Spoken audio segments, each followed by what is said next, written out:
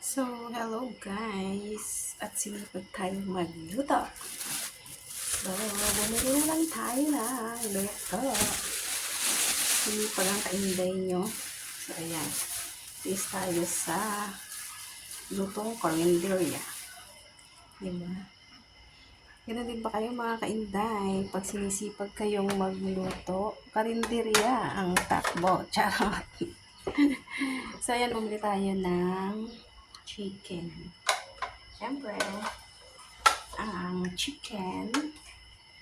Ayan, and then with matching sabaw. Ayan, papakita ko sa inyo mga kainday. Ang ating biniling ulam. Keep on watching. Guys, bumili tayo ng dinakdakan. Miss ko to eh. Hindi pa ako nakakaluto nito. Hindi ko siya alam lutuin. So, bumili na lang tayo. And then, syempre, ang ating favorite na dinuguan. Ayan. So, dinuguan. And then, meron tayong fried chicken. Gusto ko kasi ng fried chicken. So, konti kasi mga servings, mga kainday. So, ilang ka natin na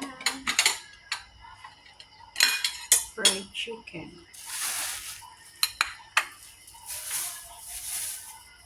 So, yan.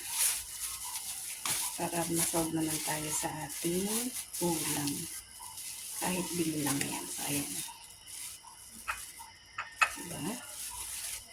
Okay na yan.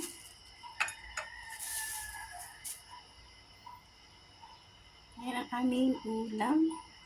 Ayan ang mga kainday ang ating ulam from the karinderya. Kasi sinipag ang kainday nyo with matching soup and gravy for the chicken. So, ganyan talaga pag sinisipag magluto mga kainday. Kaya tiis-tiis lang. Charot. Thank you for watching. Please follow, like, and share. Love, love, love.